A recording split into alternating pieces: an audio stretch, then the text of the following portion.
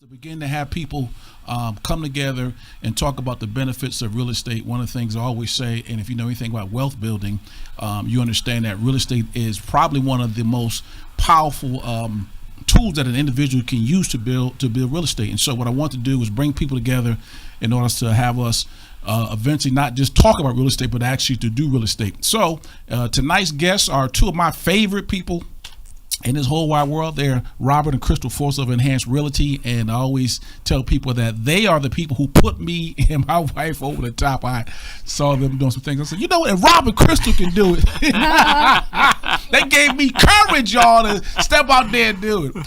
And so when I saw them doing some of the things that they were beginning to do a couple of years ago, it popped, as I said, Kendra and myself over the top. So without further ado, can you guys give Crystal and Robert Force of Enhanced Realty a nice round of applause? Yay! Thank you. Thanks.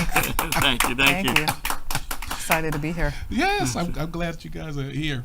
And so what we're going to do is have a brief discussion. And obviously, as we've done in the past, guys, because we have a lot more people watching out in digital fields, I call it.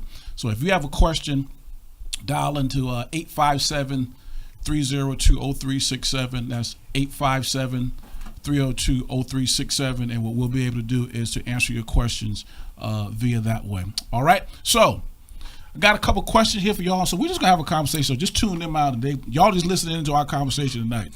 We ain't gonna have talk about real estate. We do that every Sunday pretty much anyway. Yeah, I know.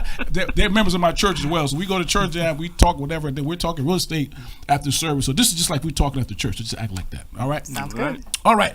So first question is this: how do you guys get started in real estate? Give me like the year and that type of stuff. Okay. I want to say the year was 2015. What was it been? Sounds about right. About there. I had to think about it for a bit. We started off, Crystal was the driving force with some land down in Florida, and we did actually new construction down there.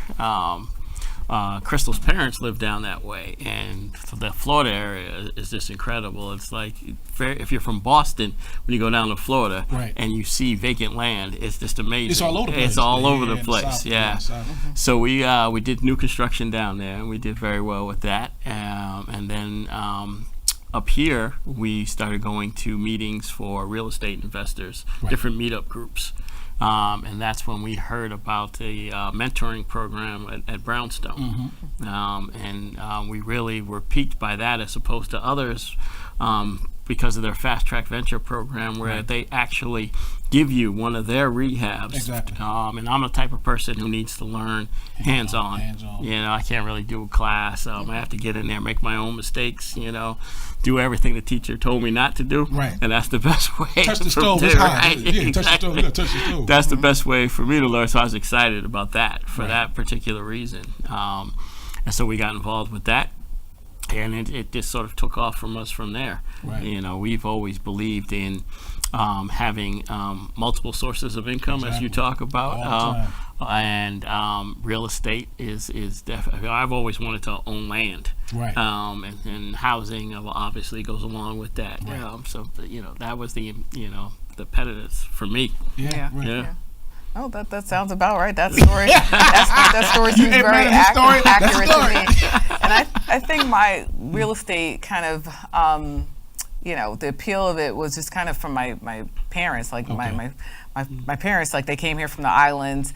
They, you know, working, no college education. They came here, and then my father, you know, they bought their house, and so I always wanted to buy. I was like, I just, you know, I couldn't wait when I could like own my own house. I felt like that was somehow. That my American dream, and so like how my parents did that, they came here, they worked, and then they bought a house, and I just always felt like from day one when I met Rob, like I need to own a house. I feel like we're already behind the times, and I just was always like go. So I always like wanted to do that when I was super young, and then we bought our own house. So like that was our first kind of intro to real estate, I guess. Then this business was natural because we always had an interest in real estate, and then as Rob said, the Brownstone, what was great about that program is that we were joint ventures, so we kind of shared in the profit with the project, and they brought the project to us because we signed up for the program, and so it was just nice to know that, like, you're a part of the project itself. So like, you could kind of go with the ups and downs, and you're going to feel it in your pocket, right? Because so that's really when you're learning. Right. That's like the gems of learning. Exactly. And I always say, they said a number of nuggets. Rob and Chris both said a bunch of things that were key, and we always talk about the thing of coaching, and that realizing that all of us need someone who is sort of holding our hand through the process. I like the analogy of you riding a bike and someone running behind you on the side and holding your seat. Yep. You're doing the pedaling, but just in case you fall, having someone there, to be able to do that. And so, we encourage people to get, whether it's through Brownstone, which is a program actually my wife and I went through, probably a year or two after you guys went through. Matter of fact, a number of people we know have gone through that program because it's phenomenal. But, whatever program, this real estate is not something that you want to strike out on your own and do. You can, but it can be costly. So it's key to have some sort of mentor, whether it's a paid mentorship or informal mentorship, that will allow you to do that.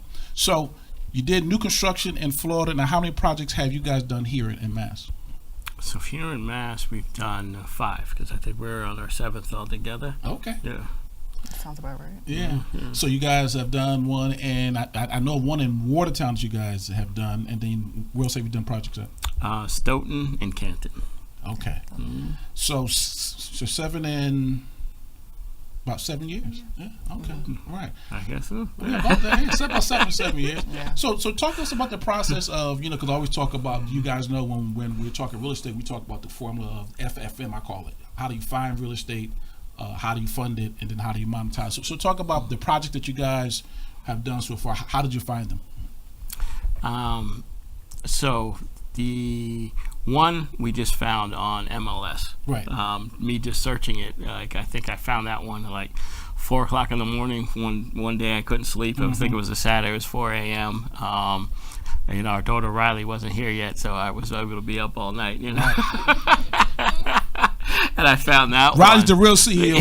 She ain't on camera. She up someplace right now. But Riley is 4? 4. Riley's 4. So girlfriend's the real CEO. Go ahead. Yeah.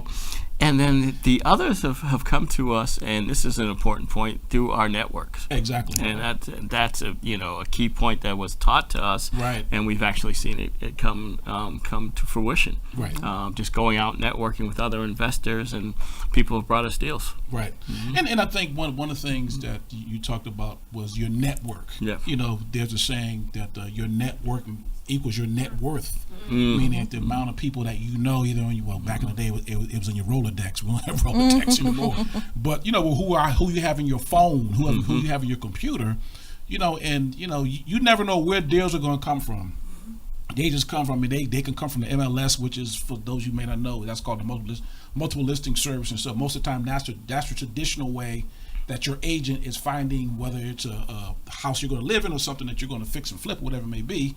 They call it the MLS. And so, you may find it through an MLS, but then, there are multiple ways. I think we did a whole session on different ways that you can find deals. I mean, our first deal that my wife and I found was on online auctions. Auctions, yep. So we find, matter of fact, you and I talked about the online auction that you had one time, but we, so the key thing is, I think when you're talking about heading down this road, and I don't want to take much time from Rob and Crystal, is that once you set the intention that this is what you're going to do, that deals will begin to come your way as you begin to get out and network and talk to people and talk to agents and those type of things. And before you know it, people will begin to send you deals. Yeah.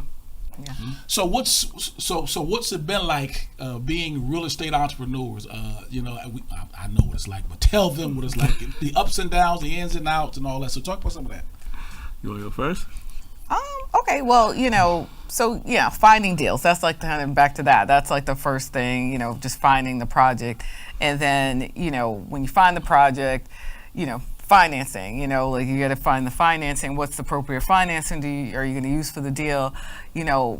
There's hard money. Right. Hard money has its pluses, but hard money has its minuses. And hard money is when you go to what they call a hard money lender. It's going to be, they kind of look at and assess the deal based on really the asset, right, and then what you can sell it for. So the ARV, the after repair value, that's really going to be important to them.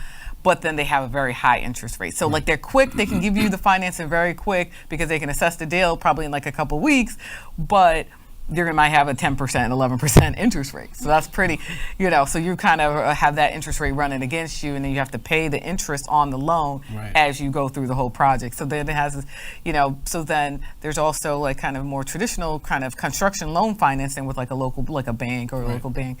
That's like, more, they investigate more you, the underlying person, and they still look at the asset as well, but you're going to get a better rate. It does take longer to close, so you might, a buyer may want to go with the faster route with like a hard money that versus like a bank that might take 45 days, and so it has its plus and minuses. So that's like kind of like one of the first things you kind of run into, like after you find the deal. Okay, how are we going to finance it? And then finding, I would say, like contractors, obviously, is the next kind of biggest thing. And have mercy on that one, Jesus. There's always like, you can find it would be nice if you find like a general contractor that can do everything, but then the general contractor may not be the most cost efficient because they charge a premium than if you're managing the project yourself.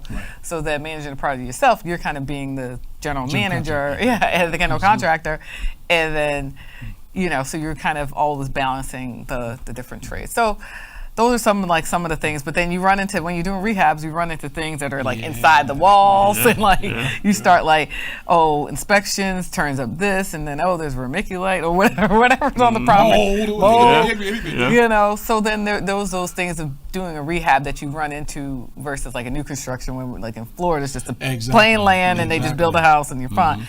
But rehabbing, you always kind of have to manage the budget, like the cost that you're budgeting for the rehab versus, what the actual costs when you do the rehab. So it's just now go back and talk, because one of the things that Crystal said, which was a nugget. I'm pulling nuggets out here for y'all when she talked about the funding capacity of it, hard money lender versus traditional lending, and we've had Julio 2 months ago talked to us about. So we had a hard money lender come talk to the group.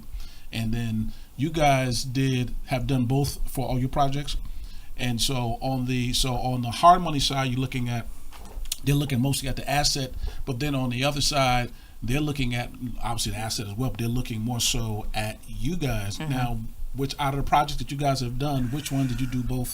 do the hard money on, and which one did you do traditional on? So Watertown, which is our condo conversion, that was hard money. Right. The project we're doing right now is traditional. Okay. The builds in Florida are traditional, and there was one deal where we did private money, which was the best. Yes. Yes. Oh, that was That was the best. And what I mean by that is, now you're talking about what private money is. Yes. So private money is a private investor. So a private investor comes and they make the investment and they get paid interest on their money. But one of the main differences is you don't have to pay on a hard money and a traditional loan. You're paying that interest on a regular basis throughout the whole time. Yeah, exactly. Private money, you pay it all at the end. Or you work out your arrangement. You can work out that arrangement, and so you don't have that added money going out of your pocket while you're trying to fund your build. Right. So it is nice. It is very. And I think you eventually want to get. This is just Dexter speaking here. I'm not speaking for Rob and Crystal. People who are very successful at this, most of their deals, from my understanding and what I've seen, is through private money. Yes. Meaning there are people within their sphere of influence who have dollars, and you'll be surprised that there are people who have 50, 60, 100, 200,000 sitting in the bank and is getting very low interest. If you think about, if you got some money in the bank, they're giving us less than 1%, then they'll say, come on in and get this super duper account. Okay, super duper is what, 2%, 1%, And so if you as an investor can offer them, just say 8% or 9% on their money, and then it's backed by an asset, so that gives them the soundness of mind, thinking I can sleep at night, because you know what, if Rob and Crystal mess up, I'm taking the house. Right. Exactly. But on the other side, when they produce the project, I get my money back plus interest, and so it's a win-win situation. And so what I'm telling people who are just starting out is listen, start lining up your private investors now. Just and how do you line up? Just start telling them this is what I'm doing. You know, start putting your stuff on Facebook, start putting your stuff on social media, and what you'll begin to find is that people begin to seek you out. Say, hey, look, you're doing X, Y, Z, and it's part of what I'm doing with this group is beginning to put together people who may have funds or may know people, because people know people. So even if it's people within your direct sphere, they may know somebody who may have some money who may want to invest to you. So if you look at what Crystal and Robert are talking about, they're talking about your funding. Obviously, you got your hard money we talked about. You have your traditional money, but then if you could begin to talk to people about private money, you know, which is it's a phenomenal source of income, and what it really does, it creates win-win situations. It's a win-win for them, and it's a win-win for you, because anything, if you know anything about doing this, cash flow is so important during your rehabs. Because if not, you know, you could be cash poor and you could be strapped, and you're trying to figure out how to get this thing done. And so, I didn't mean to take a session on y'all, but I just jumped. That's fine. That works. But it's things that, you know, we're trying to bring you the real deal of what it means to rehab. Yeah. You know, and so one of the challenges at times can be your cash flow. Yes. And so being able to have a private person and not have to have like I work with a couple now, and we're putting together a deal for them.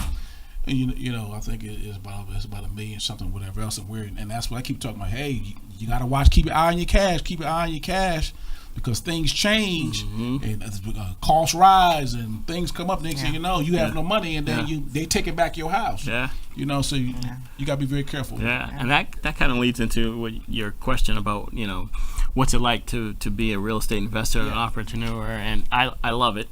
But you're right, there are the ups and downs that come with it. But one of the things that I love about it is all the different things that you begin to develop skills in and learn about, like finance being one of them, and you know, personnel skills, dealing with your trade guys and your contractors on site, watching the cost of materials, things of that nature, and just, you know, dealing with government officials during the permitting process, attorneys, architects.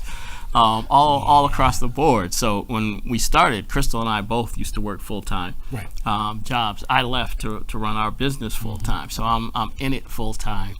And you know, even though when I'm on that roller coaster ride and I'm at a low where I'm like, oh, I hate this is I don't want to do any more rehabs, I know I'm going to be on a high again. So that whole process I actually do love, and I love how it's bringing me to look at things that I haven't really paid attention to before, like where you were talking about with private money and wealthy people and wealthy institutions, they chase yield for their money, which is, you know, like you were talking about the interest rates, and watching where interest rates are at with the Fed is something I haven't done before, but I do now on a regular basis, just to see, you know, try to forecast where things are going to be at in the next couple of years. So So talk about being married and doing this. Let's get down to the real deal. Because it's different being in business with somebody, and, you know, y'all go to y'all separate houses, and then but then you're running a business, and then obviously you're raising your family out Riley, and, you know, the other parts of your family. So talk about how is the division of labor, and how do you guys work through things like that? So like I just mentioned, I do it full time. So the most of it is on me, and but, you know, Crystal obviously plays a huge role as my chief advisor, as my CEO, as the CFO sometimes. all that. But I think what I love about it myself is that when I'm going through the business experience, like if I had, and I have partnered with other people on deals, I'm not going to be completely transparent with them about my weaknesses or some of the things that are worrying me, but I can with my wife, right? I can completely open up to her and say, oh, I'm really, really concerned about this, and not be afraid of showing weakness to, you know, someone in all business relationships, or, you know, give and take. So there's a certain posture that I think you need to maintain, you know, but with my wife, I can tell her exactly what's going on, what I'm feeling, what I'm worried about. And then I also think that my weaknesses, a lot of them are her strengths, and vice versa. So we make a good partnership like that. Right. That was going to be my answer too. Like, He stole your like, answer. it's not my answer. But I think we have different skills that, when coupled together, I think makes the business work. Because we do have skills that are like, I'm good with the books and the numbers and that kind of thing. And just kind of keeping us like, making sure everything gets logged in appropriate. All the numbers are good. Yeah. But like, I can't really talk well to the tradespeople. They're scared of me. So he kind of uses me. they're like, I can't do the relationship piece with the contractors as well.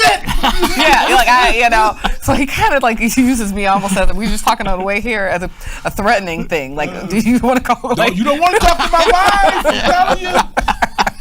So it has its advantages sometimes. Good cop, bad cop type. Yeah, kind of thing. And so I think, but he's really good with like relationships and like kind of getting them to work out disagreements and things like that, and that kind of thing. Where so I think that's those skills are definitely really good.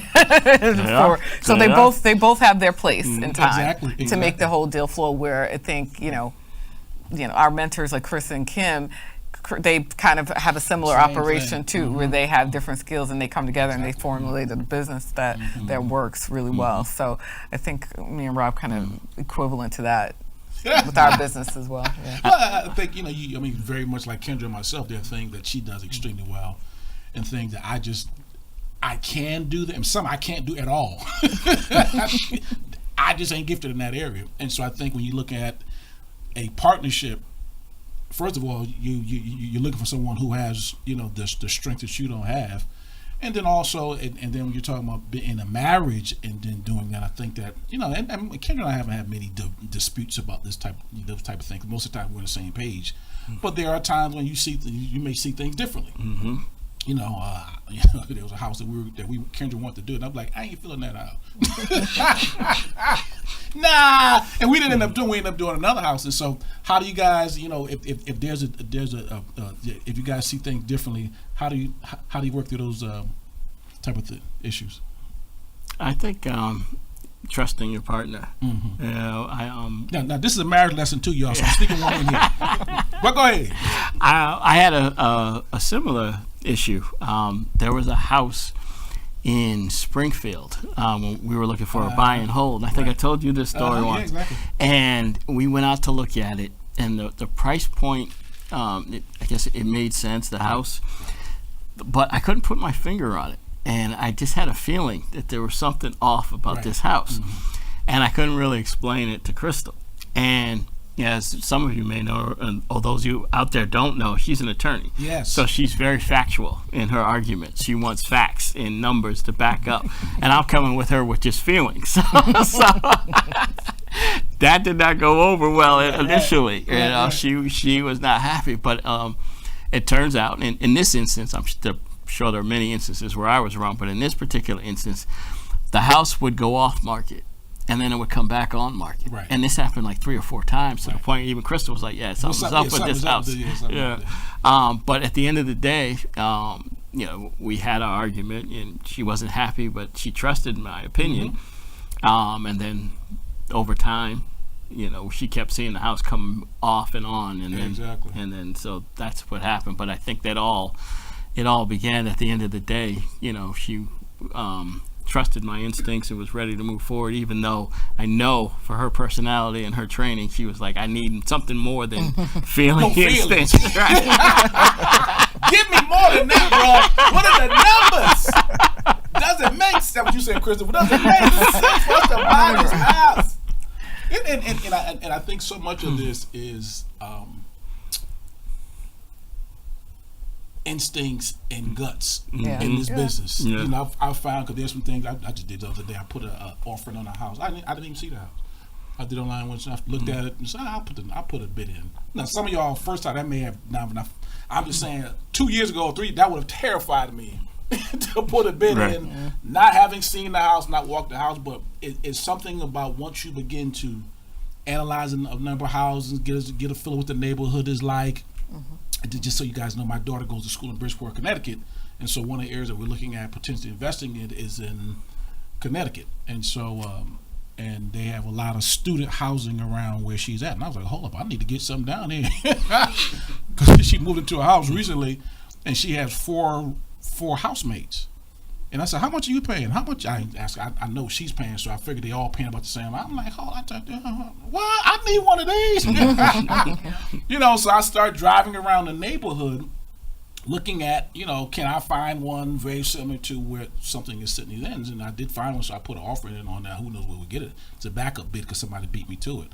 But you know, it so much of this is your guts and your instincts in this business. And once you begin to and then being not afraid to be wrong.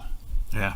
You know, and being, you know, because I would love to say every deal is going to make you a lot of money, but there's going to be some deal that you're going to be like, well, thank God we got through that one. It's a learning experience. Some deals were just like, I paid for a class there. Exactly. Because you learned a lot. Yeah, you know? And I think, you know, usually when I ask people, I said, you know, I always talk about, I don't believe in losses. I believe in wins and learns. Yeah. There are some things that, okay, it ain't go as well as I want. What did I learn out of this? Because you can't have too many of those because you won't be in business. Yeah. But I think to your point, you know, there's some things that I just learned that I didn't know before, and you know, it cost me some money. But you think about, you know, what we've been trained to do with our traditional education. We spend hundreds of thousands of dollars to go to college, and then you come out with something that may or may not make you what you put out. Where in this business, if you become proficient in it, and if you pay, because it's just a success tip. You learn a lot more from your losses than your wins. Absolutely. That's just the way it is, because when you rolling, I'm good. But then soon as you mess up, you're like, wow, let me not do that again because I want to do that. And so this business will begin to teach you some of those things. And then as you learn them, you'll be smarter for the next deal. Absolutely. Yeah. It's like Thomas Edison said. He said I didn't fail 10,000 times. I just found 10,000 ways something didn't work. That didn't work. Exactly. Yeah. Exactly. Yeah. And on the deal I'm on now, you learn something on every deal that makes you stronger. And the one we're on now, unfortunately we thought we were able to just do some plug in place with the piping. Right. And unfortunately, all the piping in the basement was rotten, and so we had to pull all out. Yeah. And that wasn't budgeted, so we went over budget on that. Right. But the plumbers when they went to show me where all the issues were, right. I now know what to look for. So the next time I walk into a house, I know exactly what to look for on the piping. So I didn't beat myself up. I was like, all right, I learned on this one. I know for the next one. Yep. Yeah, exactly. It's very much like every time we've done a couple projects like that, and I didn't know that the first time. Now look, I'm like, okay, looking at this and looking at that, you know. So to Rob and Crystal's point, every project would teach you something, you know. And I just think that, and what you said earlier was critical. As much as many books as I can tell you to read, how many classes, this is a hands-on business. Mm-hmm. That you got to get out there and do something. So that's why it's good to have mentorship, so they can be like, yeah, watch out for this. Mm-hmm. Or if something does happen, they can coach you through how to get around it and not get beat up too bad. Mm-hmm. You know, that type of deal. So you guys have done new build, you've done rehab. Now, have you guys had any buy and hold to your portfolio as of yet? We have the one buy and hold in Florida. Well, the build and hold, I guess. We built it. So we built the house and then we rented it out, like really right after. We never lived in there, and so you know. But it was definitely worthwhile, and we want to do more. We really want to do more. I think our next project, will be more of a buy and hold, just to get that residual income coming in. So that's what we're looking at next phase. Yeah, because you look at in this business, there's active income and passive income. You know, so the active income is when you're fixing and flipping. There's another thing we talk about. I don't know. We talked a little bit about wholesaling as another way. There's so many ways you can make money in real estate, but those are the main three. Most of the time, if you hear people talk, they wholesale. They either fix and flip or they buy and hold. Mm-hmm. And if you talk to people who have done this successfully long period of time, the money is always in the buy and hold, meaning that you have a property, and it's whether it's a 2-family, it could be 1 family, 2 family, 3 family, or even up, and you get the cash flow off of that. And so, we always tell people eventually you want to get to a point where you got buying holes, and those buying holes are paying you every month now. The biggest thing I get people here all the time is, I don't want to be a landlord. And I say, well, we're not talking about being a landlord. This is a business. Mm-hmm. So you got to think like a business person. And you can always pay a property manager because you guys are not in Florida. No. We have a great property owner down there. She's just great. She takes care of everything. The owners just don't, the renters don't even, I've never spoken to them. Exactly. They don't know who I am. She takes care of it. It's just, I think, 5% or 10%, I forget. But either way, it's nominal compared to like all the stuff that she does, and and then it's a new property, so like you have less issues too. So that's a good thing too. So, but they ain't calling you at 10 o'clock at night and saying, okay, Rob, come down to Florida and fix mine. Nope. Rob, can you, Crystal, and I think that's an important part of, and I tell people all the time, every problem can be solved by a person. Got it? Yep. So that means you got to get your income up high enough that you can pay somebody to do some things you don't want to do or you can't do. So they're here in Massachusetts running a business. Crystal is still full-time as an attorney, raising a 4-year-old. So they got a lot going on. They can't go down to Florida and fix little knick-knack stuff, but you can pay someone who can put their eyes on things and make sure that everything is going okay. And then, like to your point, pay them or whatever it is, 5% or 10%. And you think about if it's whatever it is, it's worth it because you're still getting the tax benefits, you're still getting the cash flow, you're still getting appreciation. Exactly. So once you begin to get the understanding of how this business works and the benefits of it, I'll gladly pay somebody 5% if my equity has gone up from, I don't know what your equity went up in your property in Florida, but probably fairly nicely over the last. Yeah, because then we can now leverage it to do something else. So that's the one thing. It's like the buying holes are double, several values. So like, you get the ongoing monthly income, and then you get the appreciation. Then you can like leverage it and do something else. So it just makes sense. And obviously, you want to buy in a place that the appreciation will go up. So it makes sense. But yeah.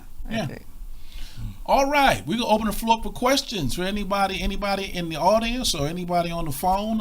If you call in the 856-302-0367, 857-302-0367, and then we got one question right there. I see somebody dancing. But anyway, hold on, dancer. 857-302-0367.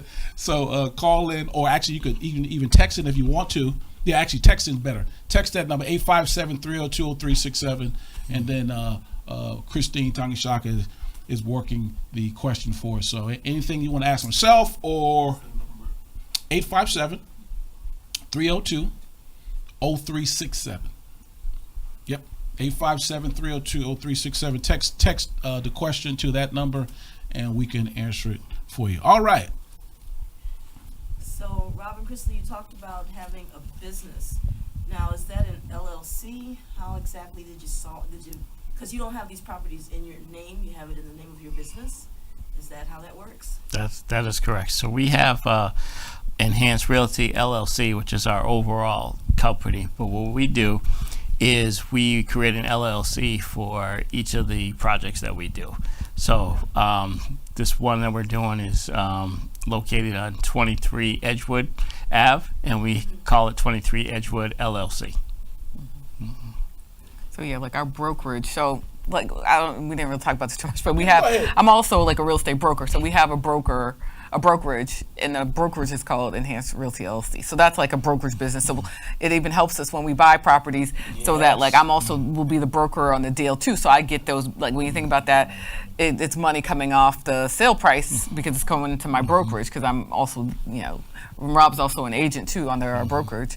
So so she's my boss there too. Get up there, Father Zahar. Yeah, so that's how it's helpful to also try to be an agent too. So it helps you get a discount when you're looking at some of these properties if it's like on MLS and things like that. So then but then our brand is like kind of the Enhanced Realty brand, but we'll create like the LLCs per property. We thought that works for us because you can also create another LLC if you want to like kind of do your projects in, but you have to be careful because it's a limited liability company. So like if the same LLC is owning a few different properties, then they could, you know, if somebody something happens on one property, and I'm not giving them legal advice here, disclaimer, but you don't want the other property to be leveraged. Right. So that's why we find it better for us to just for each individual because. And then we don't do it in my name, so it's limited to liability. So we do in a separate name. It has its own. It's a living, breathing own entity, right. So that like our personal assets don't, you know, won't get touched if something happens on that property. So that's how we kind of want to keep a little bit of a distance. Yeah, and it works for us. And then you know we kind of with our brokers, we kind of end up building up credit and stuff like that. But that's a whole other thing. But yeah. So talk about the process of opening up an LLC. Yeah, LLC is more just. I'll be honest. It's from my perspective. I'm a lawyer, so I kind of. But it's really actually very easy for even for people that are in general. It's just more process. It's really like filing documents with the state. That's really the majority of what it is. You can just like file it on the Secretary of State website. You also need like an agreement as well that goes with it too, because there's that piece of it. You can be a sole member LLC, or if you're partnering with somebody else, like we did one of our projects, we had a partner, she also contributed to the LLC, so we were partners in that LLC, and we had a partnership, like an LLC agreement amongst us. So that's kind of a way to think about it and how to divide up like the profits and how to think about who's contributing to the LLC. Like in that LLC, we were 75% owner, she was 25% owner, and so we worked it out that way. So yeah, that's kind of fairly easy to. A lawyer to handle all of that kind of documentation? No, but also I'm a lawyer, but so I did.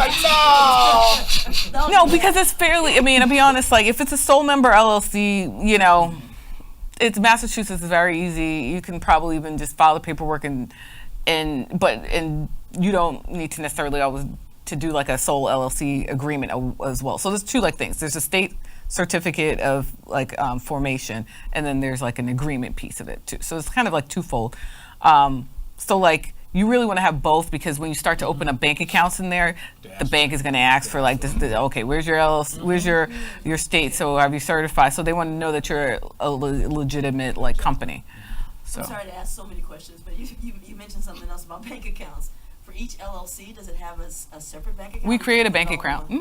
And what with this particular bank that we're with, it's a local branch bank. We created the bank account with them. So it worked out nice because we have a construction loan with them. And so we also have the bank account with them too. So we're able to kind of transfer assets between, like when they give us a draw, like when we get a draw, they put it in our account. So it's kind of, it's very convenient. Yeah. Excellent. And then we write checks from the LLC. So like, it's definitely good, I would say, from an accountant perspective, to keep everything separate, because if you have a few deals going on, you're going to be writing checks, so you want to be sure like where the checks are coming from. So like we just write everything coming from that LLC bank account, because the money gets transferred in there. Even if I'm contributing to the LLC, I'll contribute to the bank account, but then everything gets written out from the account. That's kind of like probably like the ideal way to do it. And what you're talking about is a whole different class. Yeah. Because actually tonight's class was supposed to be on LLC formation, and then the Starlene Elves, who I've done a show with, so we'll do her, she'll come in the fall, September, October, and do a whole class around LLCs, S corps, and all that type of stuff. Because there's just a lot of different ways that you can own things in. Yeah. And it really just depends on your goal and what you're doing. So sometimes it may be an LLC, sometimes it may be an S corp, sometimes it may be other corporations. I may not. Then there's land trust. There's a whole bunch of different ways that you can go with this stuff, and it's all dependent on protecting yourself. Yep. Because think about we have a very litigious society, and somebody falls on your property, and now they're trying to take everything you got. And so it's part of your business and being smart is how do you not only do you earn the money, but how do you protect it? And then how do we pass it on? And so LLCs and other things help you to do that. And also too, if you do want to put it, you could also put it in your own name too. But given this it's your business, that's the thing. I'm like, you see I'm like, I'm not saying that that's you can't, but it has its risk because that's when it's in your name personally, and sometimes like the interest rate might be better, but still I find it better from a liability perspective to keep it separate, church and state. From my opinion, I mean you'll get different opinions, just different preferences. But I find most people that I talk to who do what we do, they have entities that are separate from themselves, and then the bigger they get, they even have more things that they have between you and them, so you don't even know who owns the property, which is a whole nother class. But you want to make sure that you're protecting yourself. Any questions? I have a question. How did you finance your first deal?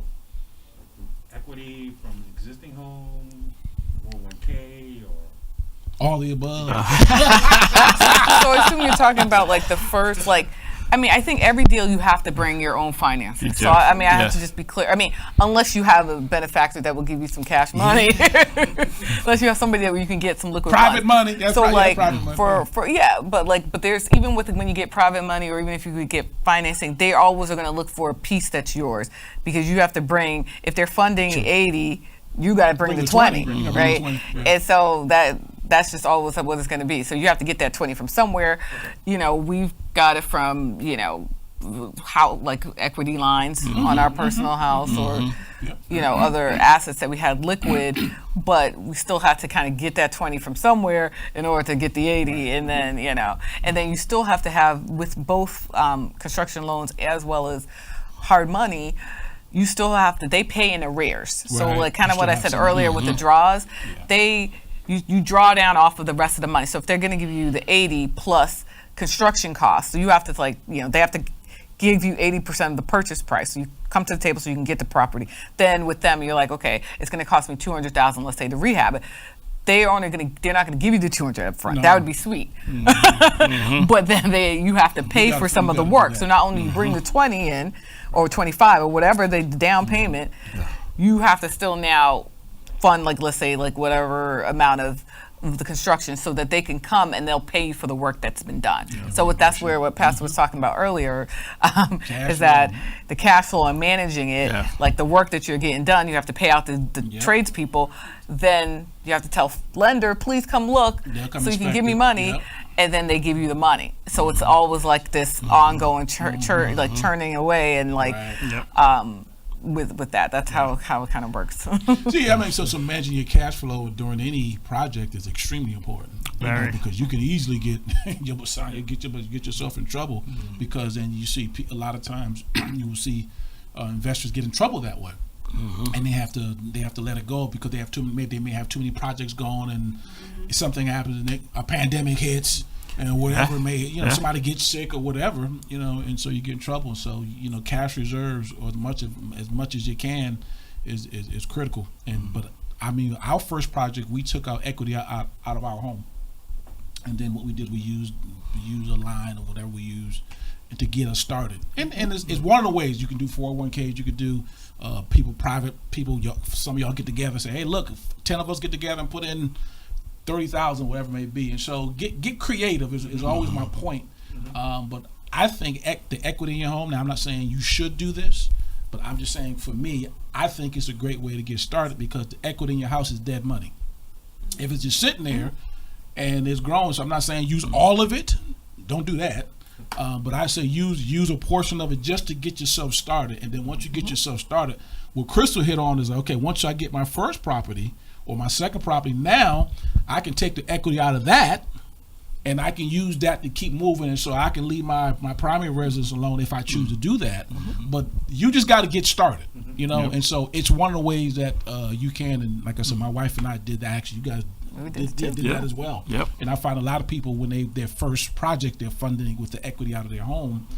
And then and then once you and particularly if you got good mentors and people who walk you through the process, it just make you it makes the process go a lot easier.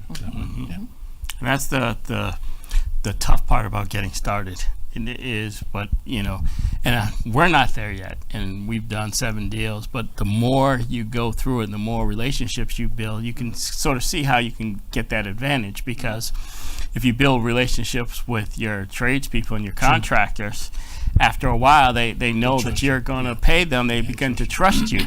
And so right in the beginning now, with all of our relationships, even our main contractor right now is a guy who worked for us before. He actually worked for a guy who worked for us before. So it's not our first go around with him. Right. So he has a certain amount of trust in us. So he came in and he, right off the bat, did a certain amount of work. We paid for the materials, but he did probably about 25% of his job before he ever asked me for money. Nice. Yeah. And that is the value of, I think one of you guys talked about contractors and treating your people right. I mean, because we've had the same contractor for all of our projects, and he did our main house, and he's done the 4 or 5 projects that we've done. He's done all of them. And once you begin to treat people a certain way, and you have a good reputation with them, they'll work with you because they recognize this is benefiting them long term, because contractors want to be somebody who's doing not a project every now and then, but someone who's doing 4, 5, 6, 7, and as your business continues to ramp up, but then also you can refer them to people. I've done this. Go see that person. Go see that person. And so it becomes a win-win situation, when you do that. But if you get good contractors, hold on to them jokers. Yeah. I'm telling you, they are gold. Believe me. And let me say this to you: if you got kids who don't want to go to college, get them in the trades. Yes. We ain't in church, but y'all can say amen on that one. Say amen. Amen. I've written a lot of big checks to the plumbers and carpenters and electricians, and I'm like, hold up, this dude ain't go to school at all, college per se, and this is a pretty fat check, and so believe me, and I do know we're in the state where college education is put up there pretty high, and I'm not downing it, but I'm saying, listen, if your son or daughter wants to be a tradesman, let them go do it. Believe me, they will be well compensated if they're good at what they do. Very well, especially in this state. So the actual job that I left to do this, I was the deputy commissioner for professional licensing for the state. So my role was licensing all of these folks and real estate agents. But one of the things that all the trades were concerned about, plumbers, carpenters, electricians, all the way across the board, is that their trades, they are aging out. Yes. So they're not attracting young people. So you have a lot of your trades people are in their 50s, 60s, 70s, and not a lot of young people coming behind them, because most people are going off to college. So anyone who goes into the trade now, in about 10 years from now, there's going to be such a gap and such a need for tradespeople that they're going to be able to write their own ticket. Yeah, and even appraisers. One of our good friends is an appraiser, and he talks about the lack of appraisers, young, and then specifically the lack of African American and people of color who are appraisers. And so if you got a child who wants to do something in real estate, may not want to do all this stuff. They'll find a niche, but the trades are good. Being an appraiser is good. A guy who actually was around here, he started his own title company in North Carolina. So there's a lot of ways you can get involved in real estate that may not involve what we're talking about doing tonight, but there are ways for you to get involved and still do pretty well, because everything is real estate. Believe me, the house that you're watching this from is real estate. Job you go to is real estate. And so it's just very lucrative. A way to get involved and make money and do other things off that. So. Any questions come in? All right. If there any more questions in the audience? I'm sorry. No, go ahead. Would you say a little bit more about the title company? I can't because North Carolina is different than Massachusetts. In Massachusetts, you need an attorney to do titles. In North Carolina, you can go get a course. 9, 10, I don't even think it's that long, and do the same thing an attorney here has to do. Crystal maybe can help me a little bit more. But I do know that the attorneys actually still do utilize the title company. Okay. So they They do title searches. So Okay. any kind of transaction, any kind of closing, any kind of transfer of property. Yeah, exactly. They're gonna you go through like the process of closing, which will include a title search, because you have to make sure the property is like free and clear. And then if the title search Yes, comes up exactly. with anything, then attorneys have to work it out or whatever. So title search is like So if a person has a company of title search, and the amount of transactions that need a title search on a daily basis, like any kind of like I think even like mortgaging, like I think so yeah. Actually, what I'll do is I'll put you in contact with the person. Yeah, he started. Matter of fact, he was on LinkedIn today for some commercial. I'm like, this dude. But when we were talking, I was saying, look at other ways you can get involved, because he was doing some things on fix and flip, and then I was like, well, if you're a title company, you're in the middle of all that. So when good deals come by, you can take them down for yourself. And other times you just help other people as they're doing whatever else. And so. But there's so many different careers around, because real estate, if you look at, there's so many moving parts to a real estate transaction. You got the agent, you got the lawyers, you got the contractors and all that. And so you're looking for your niche somewhere up in there. You know what I mean? And so it may not be the fix and flip. It may not be the buy and hold. Now, I would say everybody should own property. That's just my opinion. But there are a lot of different ways that you can make money, just if you find your niche. Yeah. All right, y'all. This has been good. One more question. All right. Yeah. No, go ahead. With the current state of the market, would you say it's an up market or a down market right now? Wow. People are buying properties that are way over. In terms of being a real estate investor, how do you feel that plays with what your plan is? I don't know. I made that question clear. No, you made it clear for me, and I think I would assume everyone looks at it differently. So for me, where the market is definitely coming down, but the thing to remember about that, it was in the stratosphere, right? It was someplace that wasn't really normal, for lack of a better word. Yeah, so it's coming down, and so. For me personally, I want to hurry up and get this particular project done and sold. Right, yeah, exactly. Because I think it's going to come down even further, which is a good thing for investors who have the liquidity and the leverage to take advantage. So, for me holding this project that I'm going to sell, I want to get it gone before it goes further, and I think we have time. And then I think it's going to continue to go down for a little bit, just for everything else that's going on that it touches in the economy. But then I do think there will be opportunities there. And the inventory is still low. I mean, like there's still not many houses for sale, which is why things I think are still being bought over. I mean, it's in a weird state. Over asking. Because there's just not much out there. Even though the interest rates are higher, so you probably might get more serious buyers that because they really want to buy if they're going to buy at asking. They're really qualified if they're buying. So that's the good part about it. But the inventory is low, so I think that works for us in probably the more immediate time right now. And then I think I agree with everything that you guys have talked about. I just think looking at where we are, it was just unrealistic where it was at. People. I mean, and then it just wasn't a lot of. I mean, between lack of inventory and then things, there weren't a lot of auctions. So it just wasn't a lot of movement. And so now you start to see things loosen up a little bit, but it's still very competitive. And so we've talked about whether I'm talking to people one-on-one or whether we talk about in this class here. You're probably going to look at 40, 50 houses in order to find one. And so it behooves you not to only look in your market wherever you live at, but to look at other states, so Florida or Connecticut or wherever it may be. We had I think Vanessa, she's not here tonight, but I think she's watching. She bought something in Georgia. She bought 2 condos in Georgia. So, just don't look in your own particular market. If you get boots on the ground like you guys have done, like I've done in New Bedford. You can look into other markets, so don't be afraid to do that, because you can find deals. But if you're only stuck right necessarily here, it just limits you, So,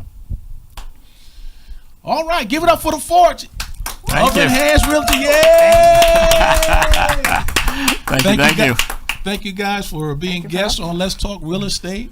Like I said, these are two of my favorite people. They live around the corner from me too, so we all live in Hyde Park, and so they right around the corner from us. And so, like I said, they are doing a phenomenal job in all of their real estate endeavors, and doing it the right way. One of the things I remember Rob talking about is not only about the profits, but it's also about the feeling that you get helping other people. Yeah. Because what we're doing, we're problem solvers. When you're an investor, you're taking probably the ugliest house on the block and putting it back into circulation, and so you're not only are you helping your city and your state and all that, but you're also putting a nice house on the market for a family most of the time. Yep.